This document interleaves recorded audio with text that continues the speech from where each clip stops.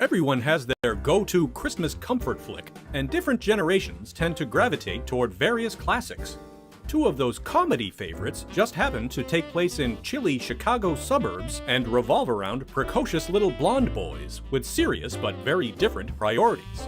There's A Christmas Story, director Bob Clark's charming 1983 adaptation of Gene Shepard's semi-autobiographical account of youth, and Home Alone, Chris Columbus's self-explanatory 1990 comedy directed from a script by John Hughes. But which of these kids deserves the most Christmas cheer? There's only one way to find out. Face Off! Disclaimer: no actual science was used to determine the outcome of Face Off. Your results may vary. Please do not consume Face Off if you are allergic to conjecture, opinion, or general nonsense. Peter Billingsley is most well remembered for A Christmas Story, but before the festive classic was even released, he had actually starred in over 100 commercials and earned a nomination for Best Young Comedian at the Young Artist Awards. Billingsley plays Ralphie Parker, a middle-class kid growing up in 1940 northern Indiana.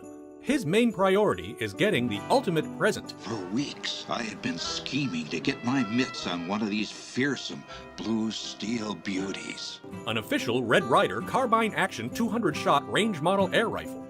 Billingsley makes an impact as a lad who's on the cusp of adolescent intelligence but finds himself let down by emotions. And the young actor perfectly encapsulates what it's like to be a kid who understands a lot but not everything.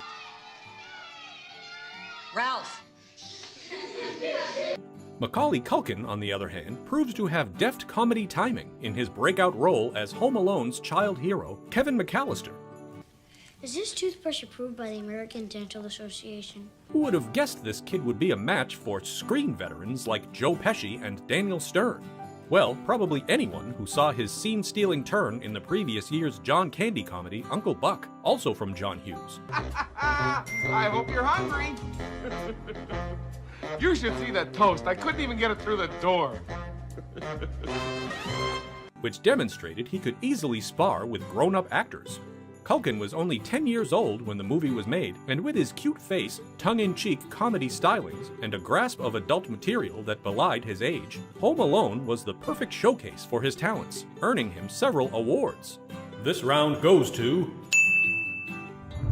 Thanks for watching Joe Blow videos. If you enjoy our shows, please like and subscribe, and click the bell to be notified when new videos go live. Now, back to the show! In A Christmas Story, Ralphie is driven by the acquisition of a faux firearm, which requires trying to stay in the good graces of the old man, which he achieves only to varying success. This desire to bear arms even leads him to try and enlist his teacher in his quest for the dream Christmas present. Well, I just thought that you'd be getting tired of the same old stuff. Yes, truly, a little bribe never hurts. One that nobody older than himself thinks he should have. You'll shoot your eye out, kid. Shoot your eye out. Oh, no. You'll shoot your eye out? For Kevin McAllister, the stakes are life and death, or at least as much as a PG-rated movie could allow. Left all alone at home, the boy is forced to fend off two diabolical burglars and has to undertake a lot more drastic measures to achieve his goals. It's too late for you, kid. We're already in the house. We're gonna get you. Okay, come and get me! Sure, it's basically a family-friendly Die Hard, or possibly the similar French thriller Deadly Games, also known as 3615 Code Père Noël, whose director accused the Home Alone filmmakers of plagiarism. Either way, the situation is a little more serious for Kevin. This round goes to... Hello.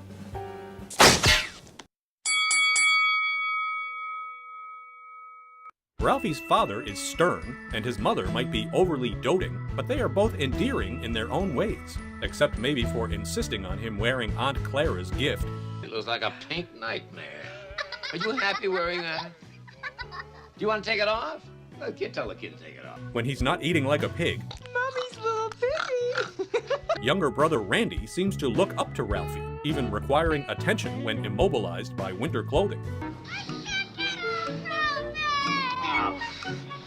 The gruff, turkey-obsessed old man sees a lot of himself in Ralphie, even going so far as to get him the gift he so desperately wanted.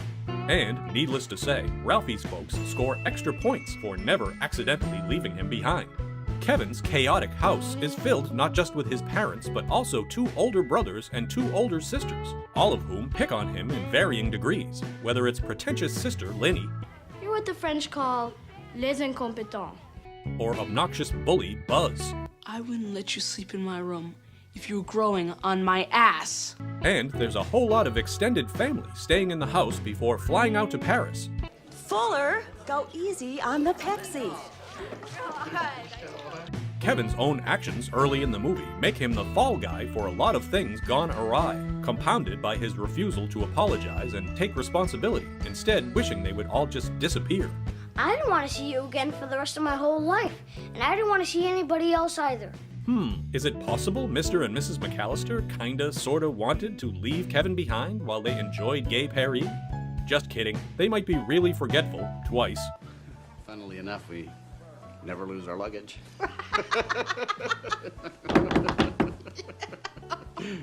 But they clearly love him, and special props to Mom for making the long solo trek back to the burbs to reunite with her boy. This round goes to... Sausage and olives and Look what you onions did, you little jerk!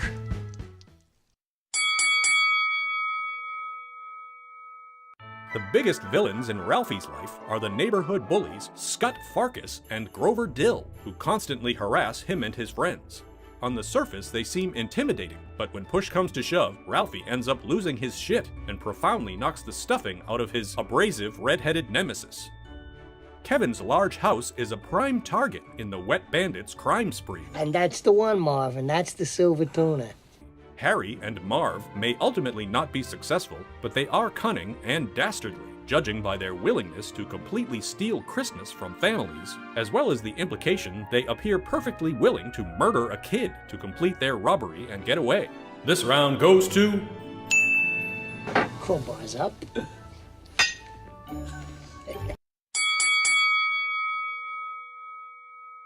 Ralphie is prone to vivid daydreams, whether it's envisioning his teacher as either a vile witch or his operatic savior, or making his parents remorseful over the blinding effects of soap poisoning. Well, I'll manage to get along. Somehow. I'll never forgive myself. Thanks, Mom.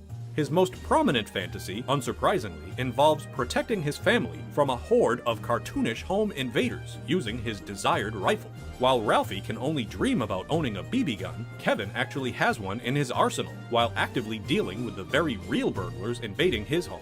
But he also applies his creativity and imagination to conjure various inventive traps, from surfaces that are slick, or sticky, or spiky, to intense heat and pendulum paint cans. Considering all the cuts and contusions, testicle punishment, third-degree burns, and probably tetanus and subdural hematoma, it's a miracle Harry and Marv escape with their lives. This round goes to... All right. See you later. Okay. Bye.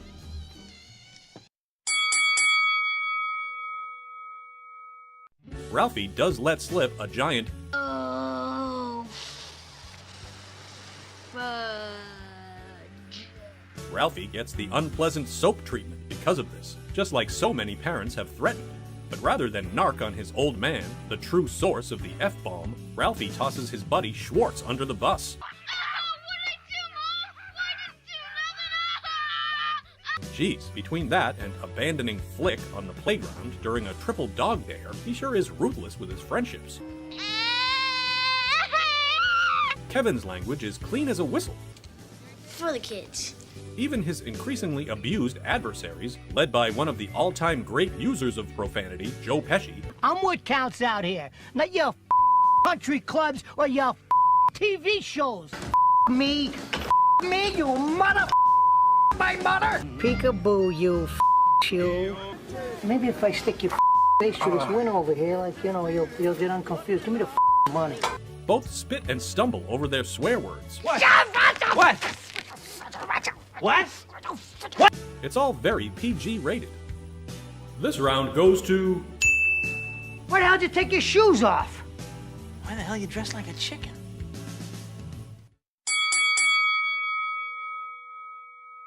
From the opening moments, A Christmas Story is brimming with Christmas cheer, with a snow-covered town and children gawking in store windows at the marvels within.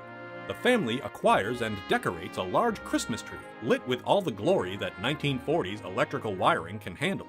And they enjoy a holiday parade before Ralphie finally gets a chance to ask the man with the bag for his coveted rifle. How about a nice football? Football? What's a football? It all culminates with the unwrapping of gifts and a special, if unplanned, Christmas feast. Kevin's house and neighborhood are appropriately snow-covered and decorated, while the inside is filled with the kind of challenging craziness that comes with visiting relatives. But the entire McAllister clan takes off to spend the holiday in France, leaving it to the deserted child to pick out a tree and throw a festive party of his own. They come back? Paris. Kevin does go to see an off-duty Santa and pays a visit to a church before Mom and the rest of the family arrive home just in time for Christmas. This round goes to...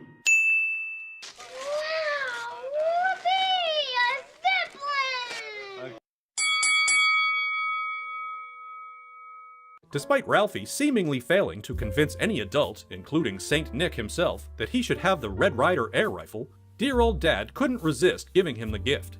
Of course, Ralphie isn't quite the sharpshooter of his imagination and immediately takes a ricochet in the face. Oh my God, I shot my eye out! He's then introduced to fine Chinese cuisine after neighbor Bumpus's hungry dogs demolish the family turkey. That Christmas night, Ralphie goes to bed sleeping soundly, his prized rifle cradled safely in his arms, in a home that's filled with the love of a caring family. Kevin literally fought for his life and his home against the wet bandits in order to be reunited with his family. He also got some assistance from the shovel-wielding neighbor he thought was creepy, but turned out to be kindly and lonely, and contributed to the man's own Christmas miracle. Kevin went through the ringer and came out the other side a more independent young man, conscious of his actions and their repercussions. And he kicked the crap out of a couple of notorious burglars. This round goes to... You guys give up, or you're thirsty for more? A Christmas Story may not have lit up the box office like Home Alone, but it became a VHS favorite and has undoubtedly left an enduring impact over nearly 4 decades. Its period setting and vignette style might make it more heavily venerated by an older generation. Many people of a certain age will see the word fragile and have to fight the urge to say, Fragile. It must be Italian. An annual 24-hour cable TV marathon helps ensure the movie can still be discovered by new audiences, at least those who haven't switched strictly to streaming anyway. The movie has been adapted into a long-running musical stage play, and a live TV version aired in 2017. While it didn't quite launch a franchise, Son of a bitch. It did get a little-seen pseudo-sequel called My Summer Story, which coincidentally starred Macaulay's brother Kieran Culkin as young Ralphie. A Christmas Story holds its place in the pantheon of Christmas movies and has been immortalized in the Library of Congress for being culturally, historically, or aesthetically significant. The actual house from the movie has been restored and converted into a bed and breakfast with museum and gift shop across the street. But perhaps the movie's greatest contribution to pop culture is the old man's own prize, the infamous leg lamp. But it's a major award. I won it. Which has since been merchandised in just about every conceivable way. As for star Peter Billingsley, he has made other acting appearances over the years, including assisting villains in the Marvel Cinematic Universe, but is perhaps now better known for stepping behind the camera for friends Vince Vaughn and Jon Favreau on material like Maid, The Breakup, and Dinner for Five. As for Home Alone, it was a box office smash on release, with an astonishing $476 million in worldwide ticket sales. And it was even nominated for Academy Awards for Best Original Score and Best Original Song. It remains a holiday classic that's regularly viewed each year, and even people who have somehow never seen the movie will still know that famous aftershave moment. Macaulay Culkin returned to the role for Home Alone 2: Lost in New York, an implausible but seemingly beloved retread of the first movie, which was then followed over the years by sequels, remakes, and reboots of diminishing returns and quality, including a recent Disney Plus version that nobody really seems to like. As for Culkin, he went on to a few other notable roles.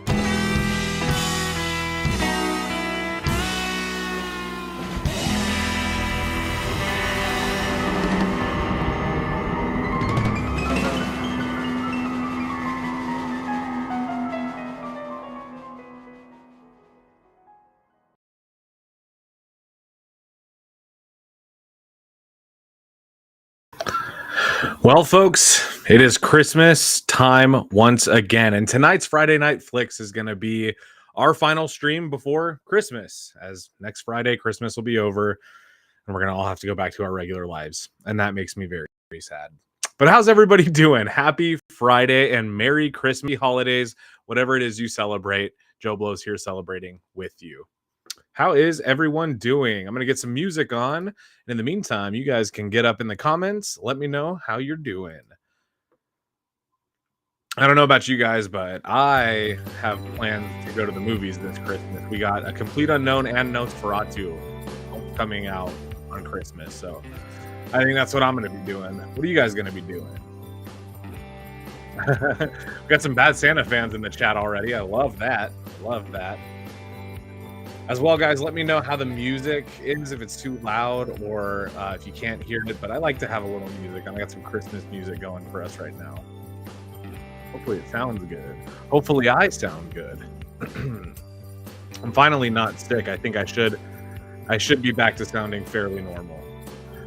So we got a great show for you guys tonight. We are not only going to be talking Christmas movies, which in my opinion, kind of an all-time genre is the Christmas movie, because you really only go through these movies once a year, you know, maybe twice if you're like me and you kind of can't wait till Christmas. But they're special. They bring you a nostalgia for Christmases past. They make you think about your favorite Christmas memories, and they take your mind off of how dull some Christmas memories might be. And I've always really appreciated that. So today we're going to be ranking my top 10 Christmas movies. I think you guys are pretty much gonna agree with this list. There's maybe a few surprises on there and a few things that I know people will get upset that I left off, but we're gonna get into all of that, okay? Also, relying on you guys. I know last week we had a few technical difficulties, so let me know if you can see me and hear me okay. Hi, let me know. I think I'm going to start us off. I know that there's been some movie news, some stuff that we're going to have to talk about before we get into my list. For one, I can think of the Superman trailer that James Gunn released yesterday, the teaser anyway. And I do have thoughts. It seems like everybody on YouTube has thoughts and has already shared them. So I'm going to, I've had a day to let mine marinate, to really let my opinion settle. And I figure I'll share it with you guys live tonight. How does that sound? Zach, of course we can say Merry Christmas. Merry Christmas. And for those that don't celebrate Christmas, Happy Holidays. How about that? Everybody's happy. All right. Reboot the webcam.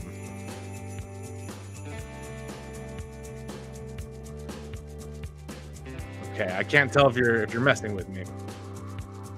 Uh-oh, the video and audio has a delay. Okay, that hopefully will smooth out with time.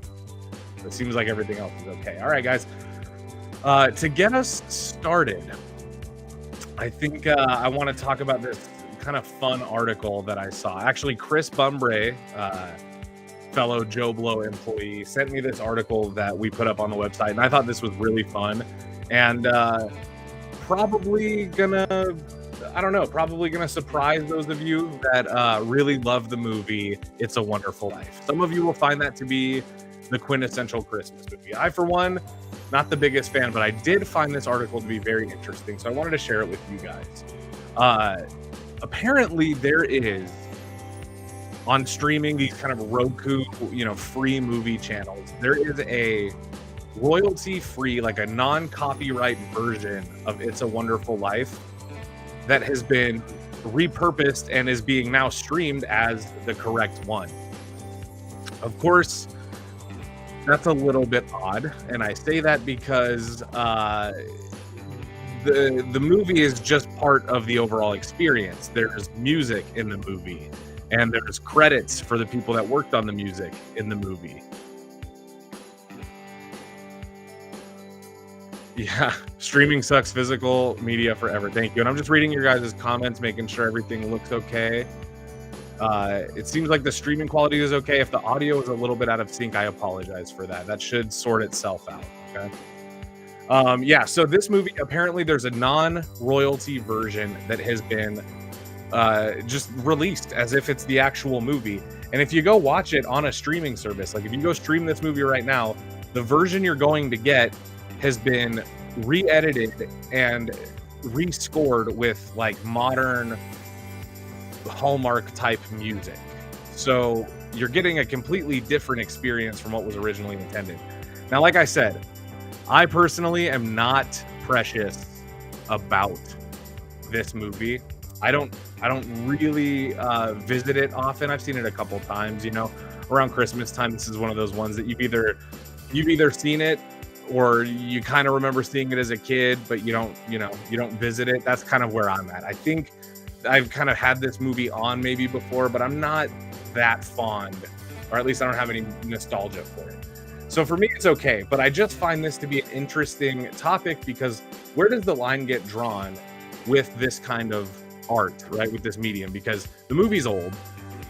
So to me, when something's old and, you know, maybe it's so old it entered public domain and that's what happened, but I don't get where they get off, I guess, making a new version of this movie that nobody asked for just so you could stream it and maybe get a couple extra bucks. I guarantee the people that own this movie on physical would rather just watch the original version on physical. So I don't know, man, but I thought that was interesting and it is relevant. Oh, okay, I look better. Well, hello. Hi.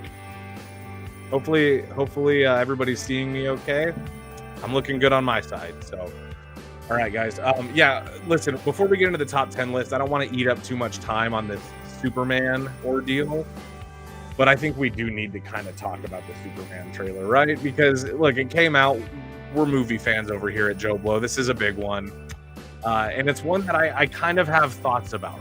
And I don't want to add to the echo chamber and just repeat the same thoughts that you've been hearing online. So I'm gonna have it here. If you haven't seen it, this is the trailer. I did think that it was interesting that James Gunn chose to open the trailer with Superman kind of down and out, you know, beat up on the floor. But I think what he's trying to do is maybe humanize Superman, which is a bold choice. Yeah, this looks okay to me. This looks okay to me. I kind of expected more, to be honest. I'm one of the people that's been championing this movie, kind of betting on it, you know, saying like I think it's going to be good. I think James Gunn has a good head on his shoulders. I think he understands Superman, and I'm not saying that I don't think that stuff now. Like that's stuff that I do agree with. You know, I still think that James Gunn is the right person for this project. But I was kind of hoping the teaser trailer would give me more of a feeling of like aliveness. I was hoping it would excite me and make me feel alive, you know, alive for Superman again. And to me, it kind of just felt like, honestly, it just kind of felt like a teaser trailer for another superhero movie. I saw some of you were bummed about Crypto. Check this out. Yeah, right here. Brad says that when Crypto showed up, he checked out. I think actually, I liked that Crypto popped in. I kind of think that was better maybe in some ways because it did add a little more levity to it. Not levity, but just a little more like we're not taking it all so serious. And I'm going to be honest with you, my friends, comic book fan to comic book fan, you can look at me right in my eyes. I'm a little bit tired of taking it all so serious. I would like to go back to having some goofy fun with a magic dog named Crypto. If you guys haven't, like, have you seen the DC Super Pets movie that came out like last year or the year before? Actually a really solid film. Pretty good movie. I've seen it a couple times and I like it. Ooh, yeah, Tommy here. Tommy Patch. That's a sweet name. Tommy Patch. Welcome to the show. It says it's the most overhyped film coming out next year. Yeah, probably. I mean, but honestly, overhyped is to be determined, because let's say the movie comes out and it's very good and we all love it, then we won't say it was overhyped. We'll say everybody was just properly excited for the masterpiece that we were getting ready to consume. But I just want it to be fun. I don't want it to all have to be so accurate and so by the books. I would like for things to have a little more imagination, or even, dare I say, a little more camp back in our superhero movies. Can we say that? Can we say that? Am I allowed to say we should be able to do camp in superhero movies again? I'm not saying it always works. I'm not saying that. I notoriously get frustrated when comic book movies try to take themselves seriously and then add moments of camp that don't fit as a result. So I'm just saying. But you know, I don't know. I'm holding out hope. I think that what we got here was a teaser just to show this is kind of just a glimpse into the world we're going to be picking up in. I know that a big part of the conversation was around the color grade of the footage. Personally, I did not love it either, but I also am withholding any judgment because the movie it's not done yet. It's not out yet, and I won't know until I see the movie how I actually feel. Am I excited for it still? Yes. Was that the teaser that I was like hoping and on the edge of my seat for? Not exactly. But I thought it was okay. Jaxes says hi. Hello. Hi. Welcome to the show. We're happy you're here. Merry Christmas. Batman 2, if Batman 2 comes out next year, you know, I think it's not coming out next year. I think it's been delayed or is getting delayed again. That movie's gonna, I mean, the script isn't even done yet from what we're hearing, which is a bummer, but at the same time, you want it to be good, you know? This is one of those catch-22s, I guess, where nobody gets what they want. History Lover says that Nathan Fillion as Guy Gardner Green Lantern looks awful with that haircut. I agree. I think it was, I mean, look, again, not everything has to be so accurate. I think that look doesn't even work well in the comic books. So to me, if it doesn't work in 2D, don't try to bring it to 3D. You know what I'm saying? Have I ever seen The Night Before? Asks Italian Vaseline. That's a funny name. Yes, I have with Seth Rogen and Joseph Gordon-Levitt. Yeah, it's kind of a Hanukkah and Christmas movie at the same time. I like that movie a lot. I like Michael Shannon in that movie. There's a part where he's trying to tell Anthony Mackie to live in the present, and he just keeps doing this. He keeps going, just live in the present. And I don't know what it means, but I do it all the time to my family. Oh, you know I've played Super Mario 64. Jaxes, you know it. All right, guys, let's get into the top 10, okay? Because I have a feeling we're going to be spending a little bit of time talking about these movies, seeing as these are 10 movies that I love. These are my favorite Christmas movies of all time. Let's get into it. I'm excited. We're going to be starting at number 10, by the way, and working it down to my favorite. So number 1, my favorite Christmas movie will be the last one on this list, okay? So we're starting with my least favorite of my favorite, and then we're getting into my favorite. Hope that made sense. I feel good. This Christmas music is too intense for me. I don't know if you guys are hearing this, but it's like Christmas synthwave. I'm going to change it to something more chill. Okay, because that music was blasting. I don't know about you guys, but, you know, it says the levels are good on my end, but I can hear it, and it was just a little too much for me, for old Kier. And Warren G, I agree. The Penguin is good, and it got me re-excited for the Matt Reeves verse to continue. All right, so first, or I guess I should say 10th, coming in at number 10 of my top 10 Christmas movies. Number 10 is Jim Carrey as the Grinch. This version of How the Grinch Stole Christmas is my 10th favorite, and I gotta say, this movie, to me, easily a Christmas classic, you know? Now, of course, given my age, this movie came out at a time when I was a little boy. Watching Christmas movies was a lot more, things got more nostalgic for me in those days. And I think that that's kind of everybody's favorite Christmas list, you know, is when you make these lists, you make the list consisting of movies that make you feel the warm and fuzzies, like when life was simple and easy. And for me, this version of How the Grinch Stole Christmas is exactly that. This is a movie that I put on. It could be a snowy Christmas night. It could be a rainy Christmas night. It could be a warm Christmas night, you know, in Arizona. And for me, putting on that movie instantly gives me the cozy, kind of warm, fuzzy feeling on the inside that I look for. Now, I know some of you think that the cartoon is better, i.e. History Lover. Nothing wrong with that. I also do like the original cartoon. I don't love the Illumination cartoon, but I do love the original one.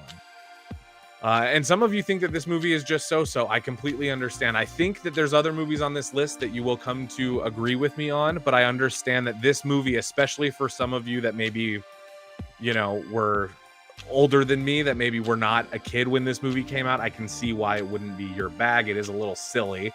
It's Jim Carrey kind of at the end of his prime before, you know, before any fall off. So to me, honestly, it's a great Christmas movie that kind of reminds me that like movies and adaptations of things that we love can be good and can be fun and can be wacky and can be over the top and still stand the test of time. I think a lot of times Christmas movies, they're so easy to disregard because after Christmas, nobody's watching those movies anymore. And then over time, you just kind of forget. And so you only remember the classics. But to me, that's, you know, kind of how it is. Is this what Kier looks like without a beard? I have a beard. Oh, you wonder what Kier looks like without a beard. Ugly. Ugly. I think under here, probably like just another, probably a whole other jaw that, you know, I don't know. I honestly don't know. If we get to $500 in super chats, I'll shave on live Friday Night Flicks. Oh. Yeah, Eyes Wide Shut. Benjamin Dover, as always, great name. Says Eyes Wide Shut is on very few Christmas lists. Yeah, you know, but that's for good reason. I think Eyes Wide Shut, you guys haven't seen it. It's a Stanley Kubrick film. It's his final film with Tom Cruise, Nicole Kidman. That movie takes place at Christmas time, but that movie don't give anybody the warm and fuzzies, okay? Ain't nobody getting the warm and fuzzies from that one. Okay, certainly not. At least I don't. But The Grinch, I do, okay? Here's what I love about it, too. This is part of it. That movie does kind of go there. It's kind of the same thing I love about, like, the old Scooby-Doo live-action movies with Freddie Prinze Jr. and Matthew Lillard. The thing I like about those movies is similar to The Grinch, where it's kind of one of those... It's fun as a kid, and it's colorful, and it's wacky, so it's entertaining as a child. But as you get older and you watch it more and more, you realize, like, some of the mature...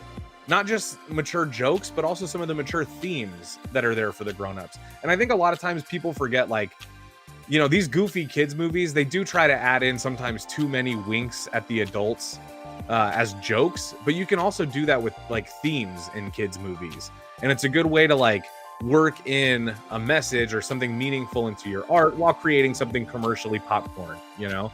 And The Grinch, I think that's what it is it has that balance where as I get older and I watch it, I do get something different out of it than I did when I was a kid, but it's still the same feeling, you know?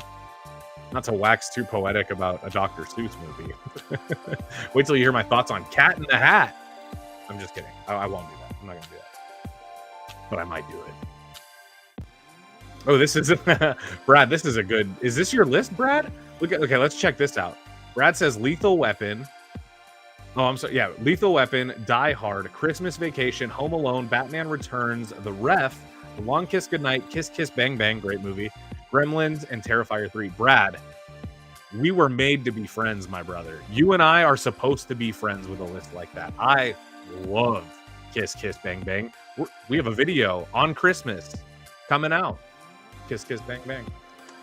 I also love Batman Returns. Obviously, who doesn't love Die Hard? Home Alone. So, okay, with that being said, let's continue with my list. So number 10 was Le Grinch.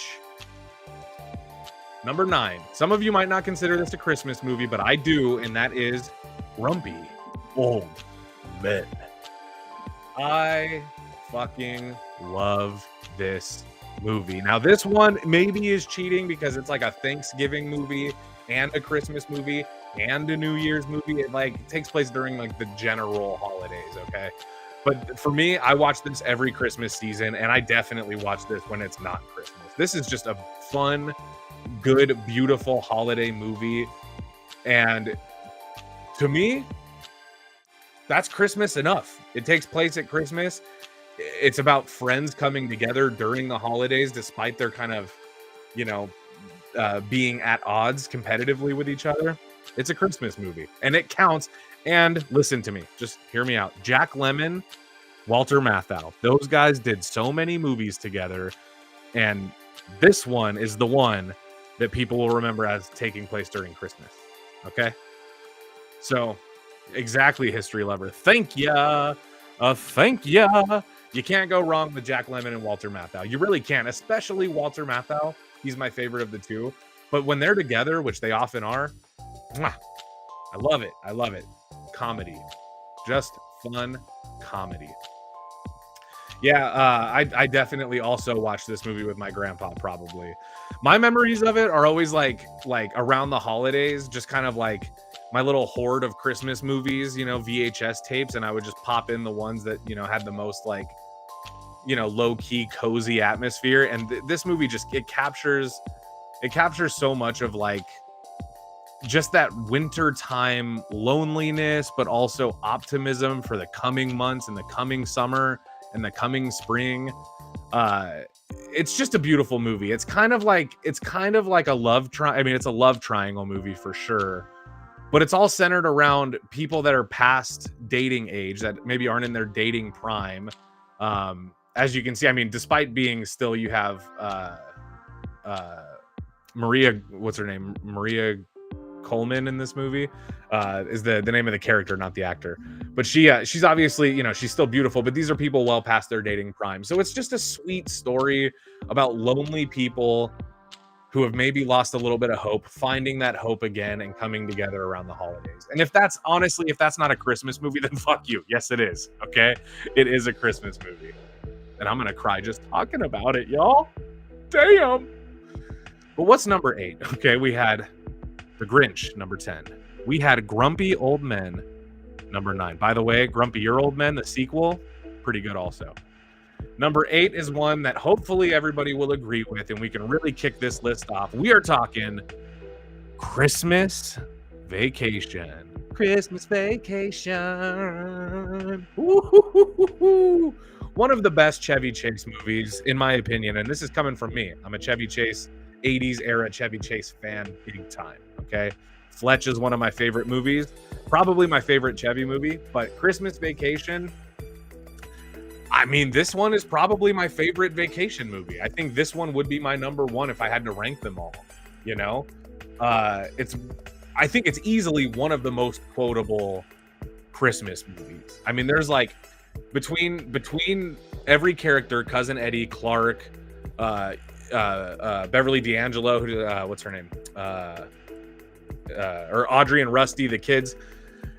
I just think that this is one of those movies that like defies logic as being like a cozy Christmas movie, because it's chaotic. It's anything but cozy.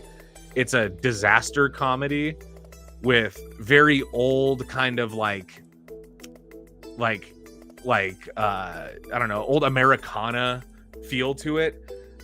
So it's interesting because it somehow still feels cozy despite being a movie where every other scene there's either an explosion or things falling over or animals dying or septic tanks bursting, you know, or Clark sweating from meeting some hot girl at the mall. You know, all of these things that would stress us out somehow make me feel calm and tranquil during Christmas. And that is a special thing. Yeah, I love this movie. I genuinely think this is the best vacation movie.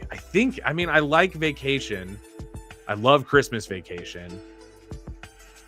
I don't know. Like, didn't really like. I mean, European Vacation, not really for me. I thought Vegas Vacation was silly. I don't know. This one's probably the best one. Yeah, I agree here with Benjamin. Fletch is underrated, especially the sequel. Yeah, you know, funny thing, Benjamin Dover, your name here is in the sequel to Fletch. When he meets that guy in prison, and he goes, "What's your name?" And the guy goes, "Ben Dover," and he goes, "Nice to meet you, Ben." So I hope that that's where that comes from. There's a little name history for your YouTube handle, my dude. 1M, I love Grumpy Old Men. Yeah, me too. Me too. One of my favorites. Absolutely one of my favorites. A-Rob says, peak Beverly D'Angelo. She was so hot back then. She definitely, you know, she was a beautiful woman. Definitely. I just saw her. What did I just see her in? Violent Night with David Harbour, another Christmas movie. Another pretty good Christmas movie also. Yeah, she's a legend. Beverly D'Angelo is a legend. Whoa, Madhouse. We got Madhouse AU says Lethal Weapon is a far better Christmas movie than Die Hard.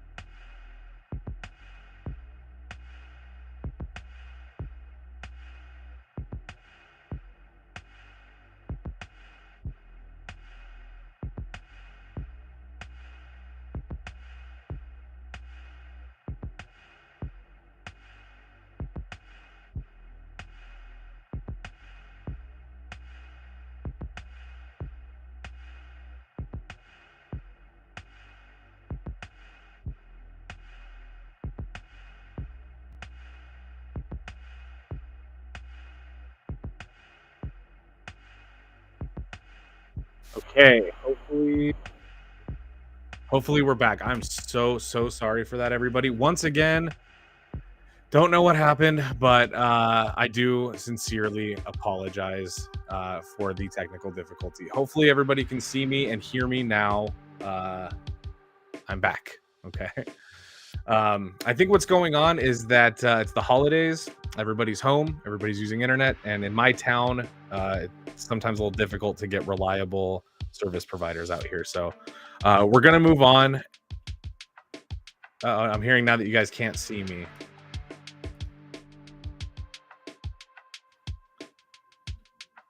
Am I back now?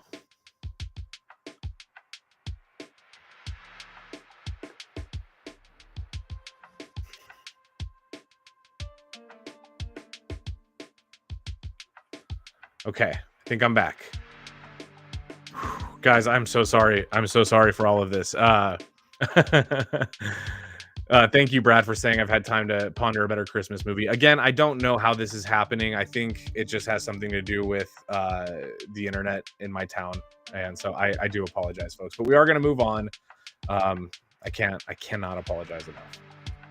All right, so number 7, just jumping right back into it. Number 7, this one's for me. This one's for the real ones out there.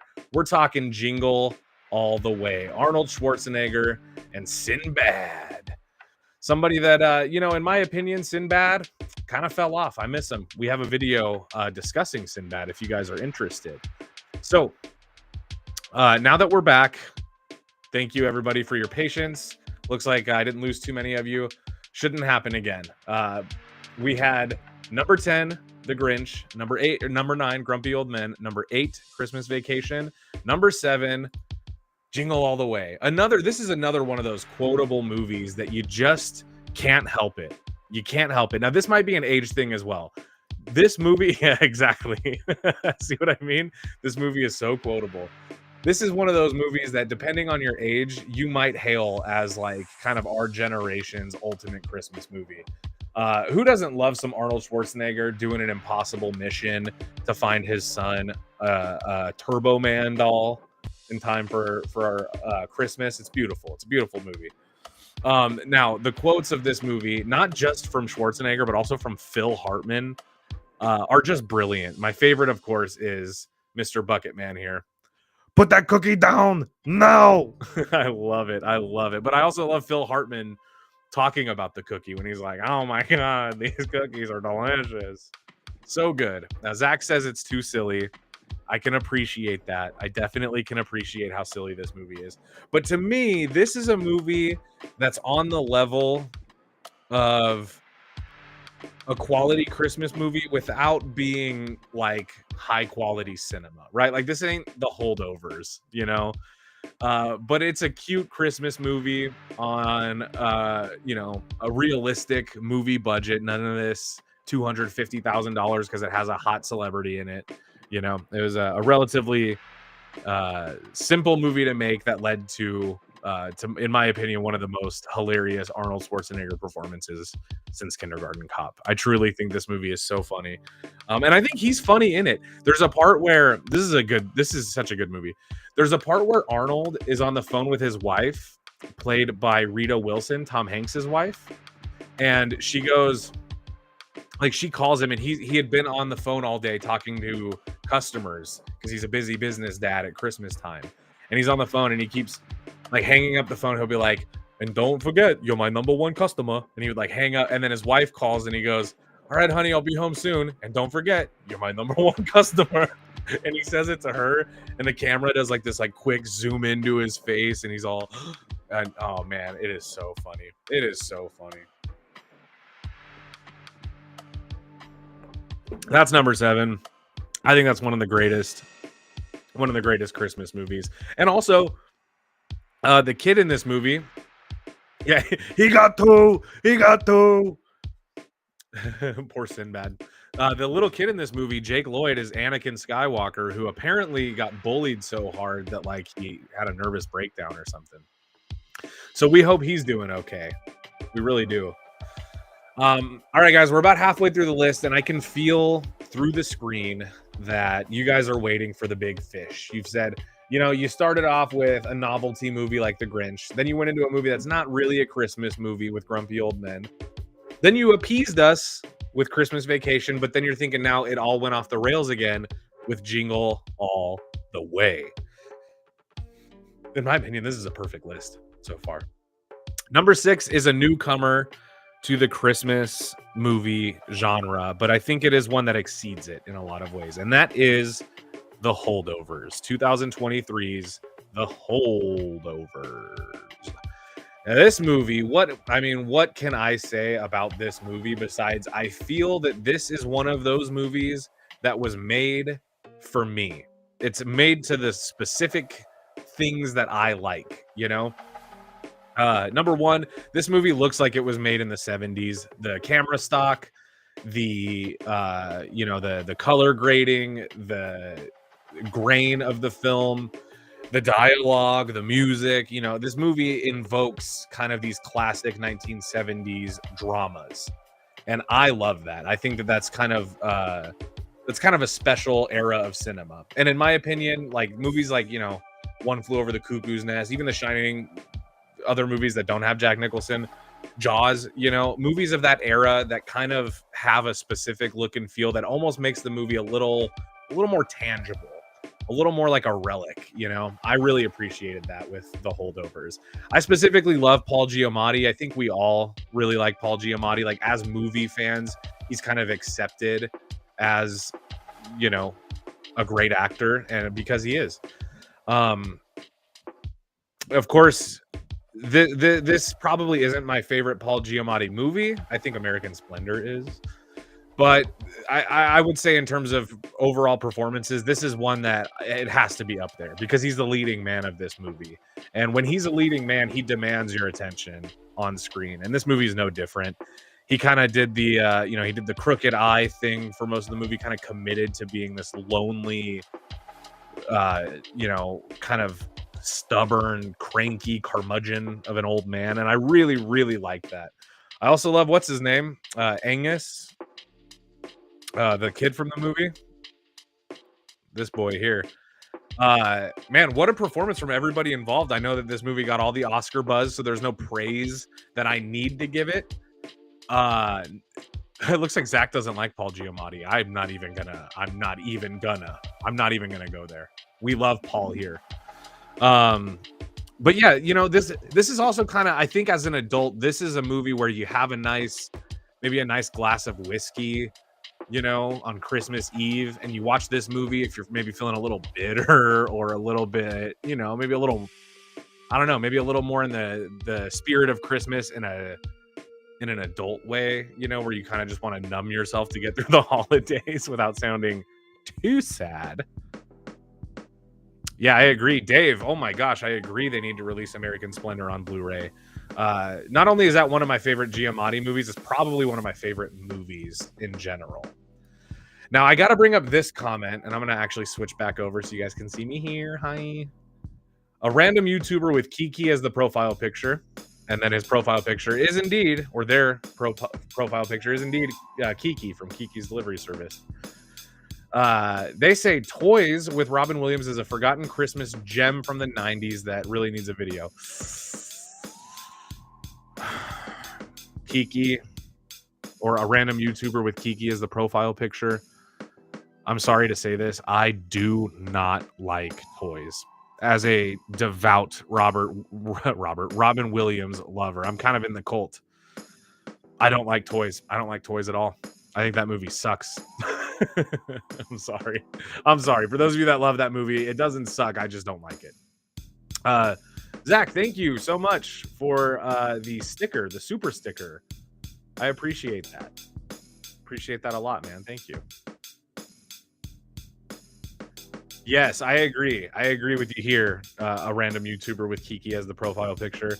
Holdovers is like a Robert Altman inspired tribute to film. Yeah, I agree. And that again, that's from that same kind of era of cinema, So, yeah, The Holdovers is a classic. I think there's movies that would have been on this list if The Holdovers didn't come out that probably are a little more classic. But this movie in time will be a classic. I think if it wasn't for this movie, The Nice Guys might have made it onto this list. Oh man, Dave, you're coming after my heart with this, bro. Yeah, Bedazzled is, I'm assuming you're talking about the remake with Brendan Fraser and Elizabeth Hurley. One of my favorite films of the era. So good. So good. If you guys haven't seen that one, check it out. Okay, so number 10 was The Grinch. Number 9, Grumpy Old Men. Number 8, Christmas Vacation. 7, Jingle All the Way. Number 6 was The Holdovers. Dead in the middle of my all-time top 10 Christmas movies is Edward Scissorhands.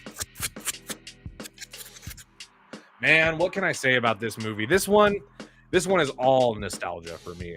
I've been a Tim Burton fan as long as I can remember, and I truly mean as long as I can remember. Like when I was a little boy, Tim Burton was already like, you know, kind of his movies were already part of my life. A Nightmare Before Christmas was already part of my life, you know.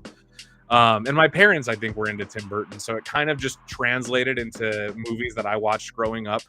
That kind of gothic German aesthetic. And Edward Scissorhands is all of those things. It's all the things that I love about Tim Burton's style. And it's kind of wrapped up in a little family Christmas time drama. And I very much like it. Some people, again, don't necessarily consider this a Christmas movie, but more a movie that takes place at Christmas. But I think, again, anytime you have a character maybe learning an important lesson that is in the theme of Christmas, it's kind of like, learning a lesson about family during Christmas time. That's a Christmas movie, is it not? I mean, is that not kind of the vibe? So that's what I'm going with here, and I'm standing by it. Edward Scissorhands is a Christmas movie. Yeah, thanks, Zach. I appreciate it. You're making a dent. We're getting there. I just need 500 million more. If you can make it happen. Oh wow, so many great comments. Thank you guys. Thank you. Yes. And Dave, yes, Lethal Weapon is a Christmas movie in my opinion. It is. So yeah, some of you are saying Edward Scissorhands is great, and others are validating my opinion that it counts. It definitely counts to me. I think that not just having the Christmas lights and this, the ice chips making it look like it's snow and whatever. I just think that those themes, almost like how Pinocchio, Guillermo del Toro Pinocchio, that in some ways to me felt like a Christmas movie. And I feel like it's kind of the same deal with Edward Scissorhands. Yeah, I'm standing by that.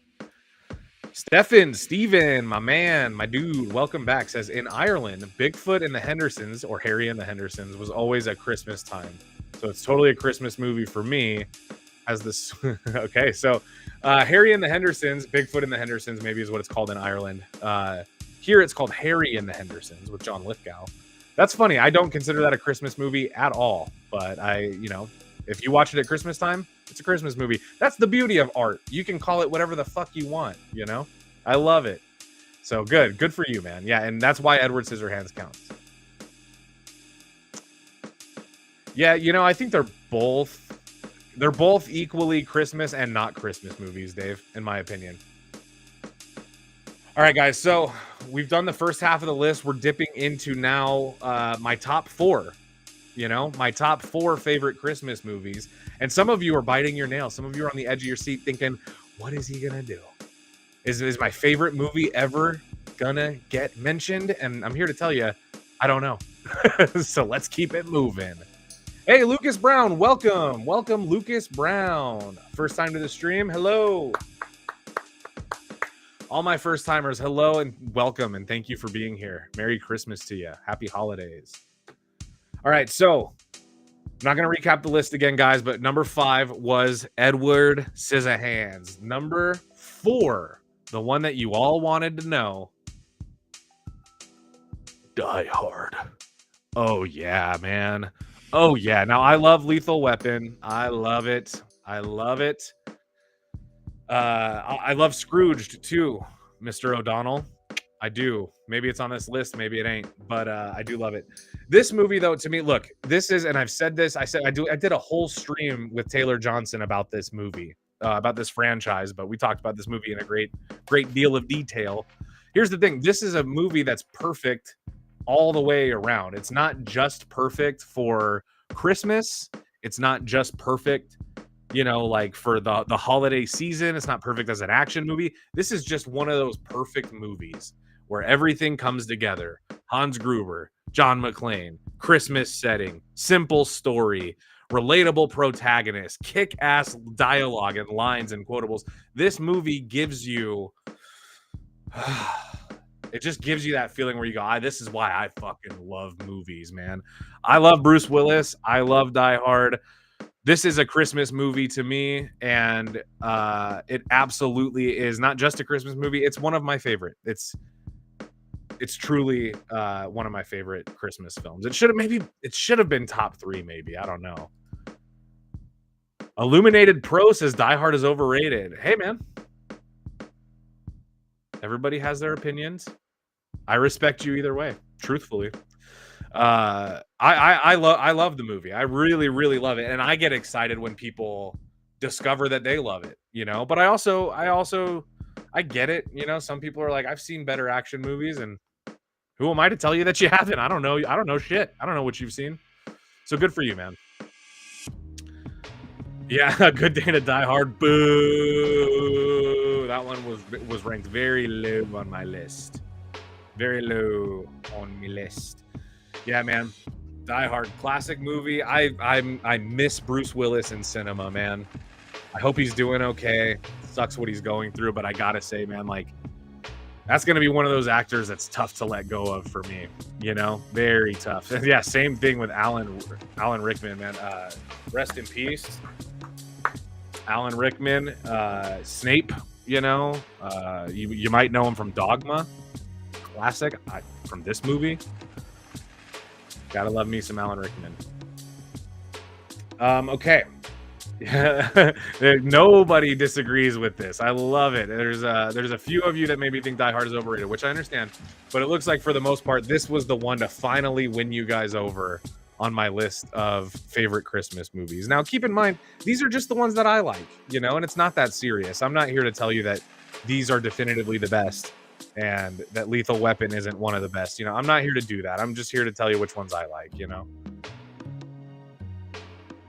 Yeah, there you go. Zach, add it to the rewatch list, my man. In fact, if you have Movie Hub, it's playing, like right now, they're playing it on loop on Movie Hub. I've seen it like 3 times in the background just this week. So it's playing. It's out there.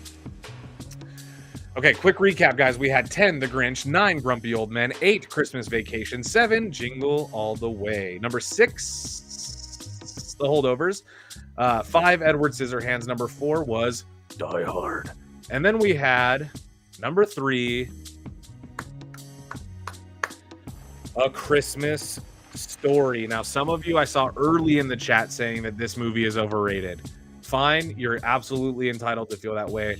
I'm not going to disagree with how you think of this movie, but what I will say is when I watch this movie, I don't feel that way. I watch this movie and I feel all the nice things that I just mentioned about The Holdovers and then some, you know? This is, again, a movie that I think was made to my specifications. I truly love the vibes of A Christmas Story. I love the snowy weather. I love the cozy narration. I love Peter Billingsley's chubby cheeks and his adorable face. It's all just so perfect, that movie. It's such a cute family movie. And that's how I think of it. I think of it like as the quintessential Christmas movie from when I was a little kid watching it with my family, you know?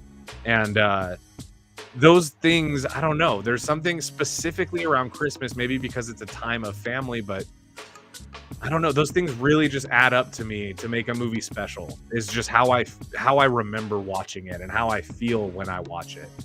And I think it's also kind of sometimes hard to like get in touch with those things because it's a little bit hard to like get so immersed into a movie that you remember a feeling that you had watching it. It's kind of hard to like associate those things with a specific movie. But if I had to, I would say this movie is the feeling of togetherness for me. Like every time I've seen this movie, it's been with family. It's a family movie. It's a movie you watch with your family and you kind of all quote the funny parts and you all go, "You'll shoot your eye out, kid." You know, and then you all see who can say the name of the rifle that Ralphie wants without messing it up. Spoiler alert, I can't even read a name, you know? So it's very funny, very nostalgic movie. And it's a movie that, you know, despite being before my time, which it was, I think that I like the vignette too on it. It looks like frosted glass You know what I mean? Illuminated Pro. It kind of has like, it almost looks like we're watching the movie through frosted glass, and I like that as well. But yeah, this is a movie that like despite it being well before my time, when I was born, it was like already considered a classic. So I kind of always hailed it as like this like Citizen Kane of Christmas movies. You know, even though Citizen Kane kind of is a Christmas movie. Random YouTuber with Kiki as the profile picture says Bob Clark is an underrated director. Yeah, Porky's.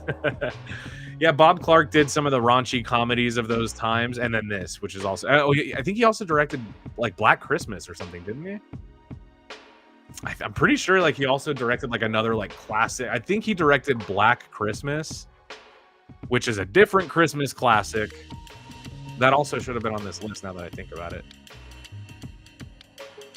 I agree then. Bob Clark is an underrated director. Okay, so what could be better, right? What's better than Die Hard, and what's better than A Christmas Story this time of year? Well, there's two movies. And number two is Gremlins. I won't spend too much time on this, my friends, because I know we talked about it last week for over an hour.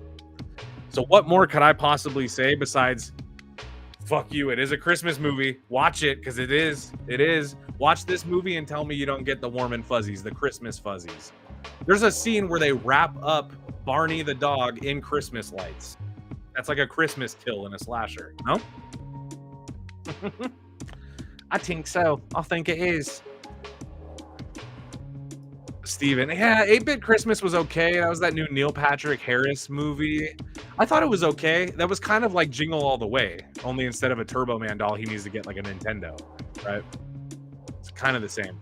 Yeah, Brad, Gremlins, man, it's a Christmas miracle. It's a Christmas classic. It's miraculous for Christmas time, my man.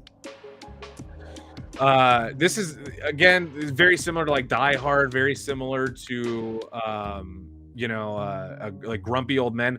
It's not only one of my favorite Christmas movies, it's just kind of one of my favorite movies. It's truly a special film. The creative team behind it is insane. It's produced by Steven Spielberg, which is great, but then you also have written by Christopher Columbus, directed by Joe Dante. It's just, man, it has a great 80s cast. Phoebe Cates, Corey Feldman, Zach Galligan. You know, this is it. This is the Christmas movie, man. This is the one. I know some of you love It's a Wonderful Life. Don't watch it on streaming. Don't watch it on streaming. Watch it on physical so you get the real version, not the rescored Hallmark version. Okay.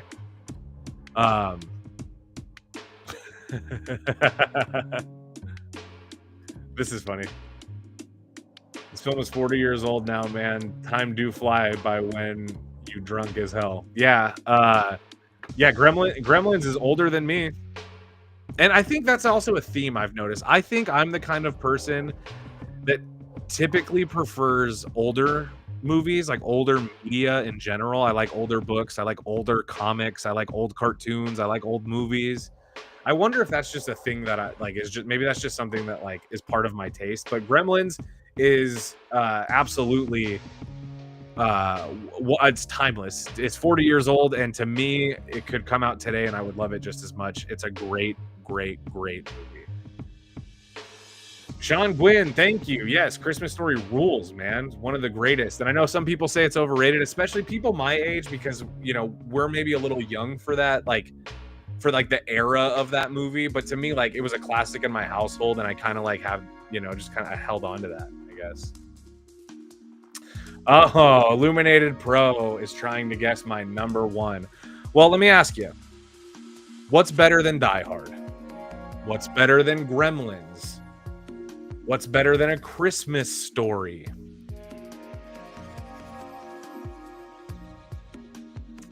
Sorry if this was obvious for you guys, but I have to talk about how much I love Home Alone. Now, for those of you that watch the show and especially watch like the pre-shows every week, we did a Home Alone pre-show a couple weeks ago, and in that video, I mentioned that subscribers are all Scrooges. Oh no, we love our subscribers.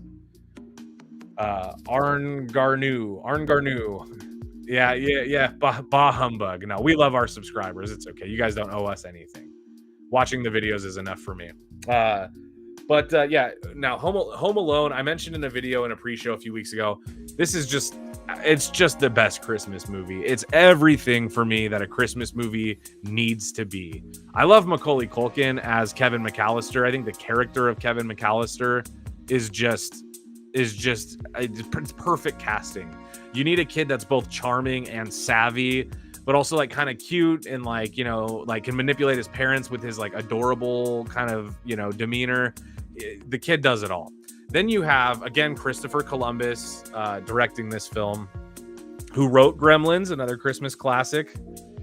I think I just love Christopher Columbus, you know? My top 2 Christmas movies involve him creatively. Learning the meaning of Christmas, right? Family. This is a movie about family. Kevin's left behind by his family. He has to defend his house from the robbers while his family tries to get home to him. And all the while, he has to learn to forgive them for making him feel like he's less than them sometimes, for making him feel like he's not the favorite or not special.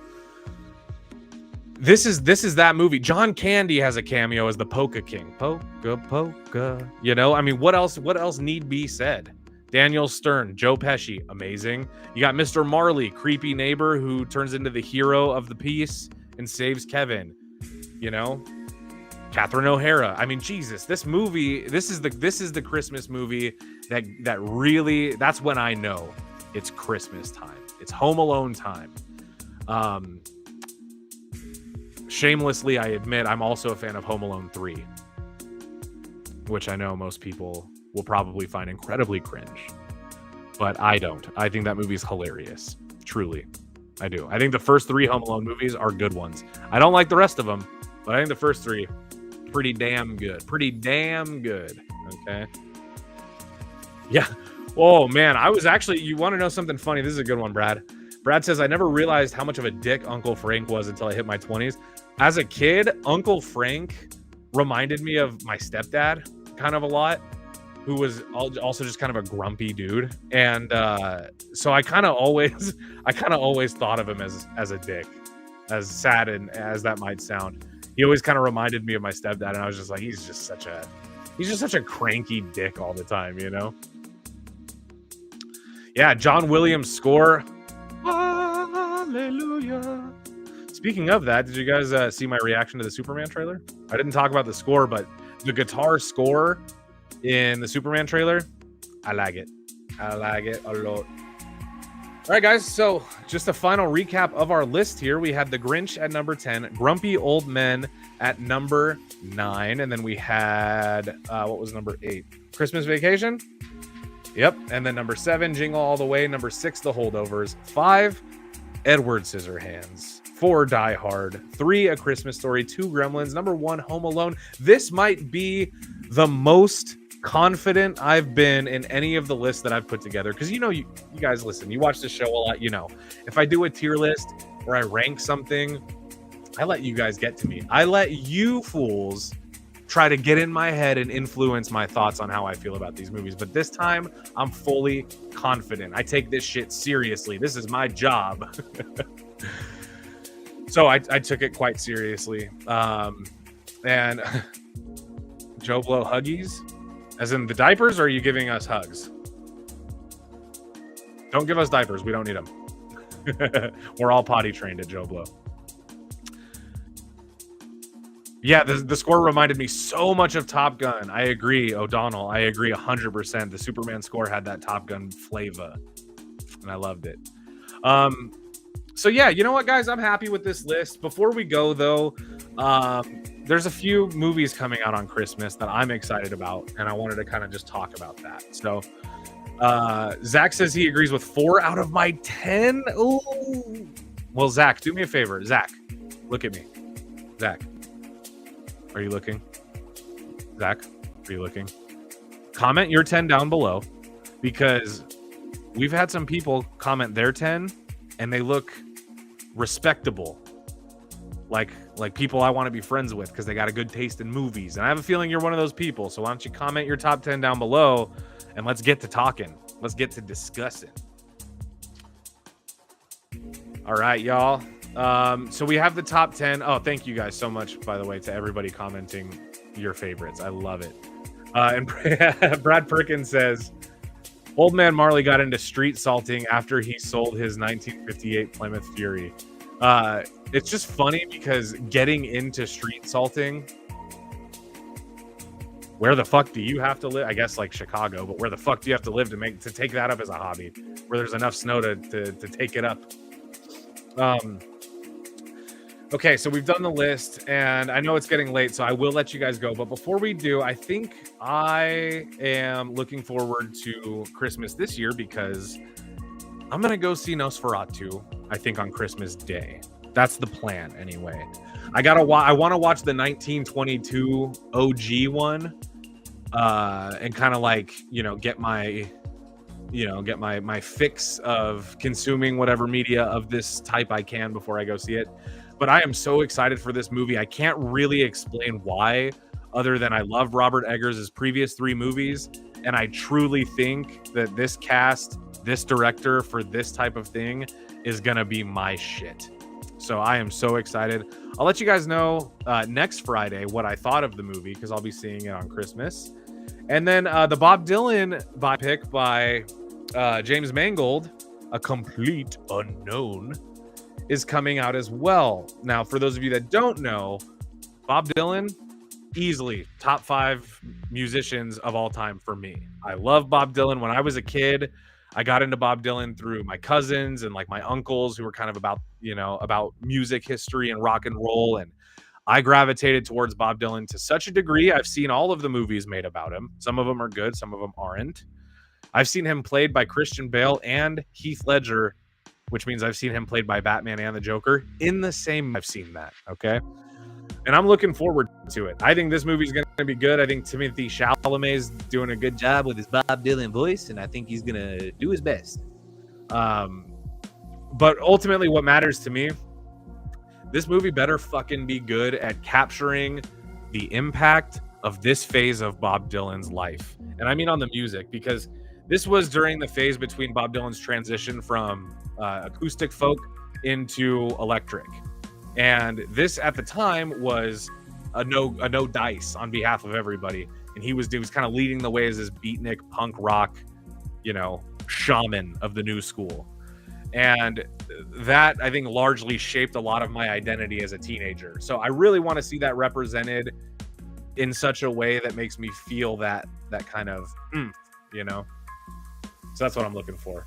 Ooh, Bad Santa and For Christmas. I actually love Bad Santa. I love Billy Bob Thornton, and I love him in that role as well. So maybe that probably would have been a pretty good one for the list. All right, guys. It is what time is it right now? It's about 9:00 Eastern on a Friday night. So I know some of you guys are headed out to the movies tonight. Some of you are just kicking back. So do me a favor, have a glass of eggnog, spike your eggnog if you must, if you're into that, and watch a Christmas movie. In fact, let me challenge you to watch one of the ones off of this list that you maybe haven't seen or thought you didn't like. If you got nothing going on and you're trying to think of something to watch one of the ones from this list, and just maybe it'll impress you, and maybe you'll come back next time talking about, oh, Kier, fucking, you're right, I love that movie now that I didn't even like before. I'm thinking about everything different. And I'll be like, I know. I'll be like, I know that shit. All right, everybody. I'm getting tired. I'm getting out of here. Merry Christmas to all, and to all, a good night. But seriously, happy holidays on behalf of everyone at Joe Blow. I love you guys all. Thank you for once again turning out and spending some of your Friday night hanging with me. It really does mean a lot. So personally, I'll be celebrating Christmas this year. So as we say, Merry Christmas and Happy New Year's. And, be good. Be good to each other. Be good to yourselves. Watch a lot of movies. Yeah. There you go.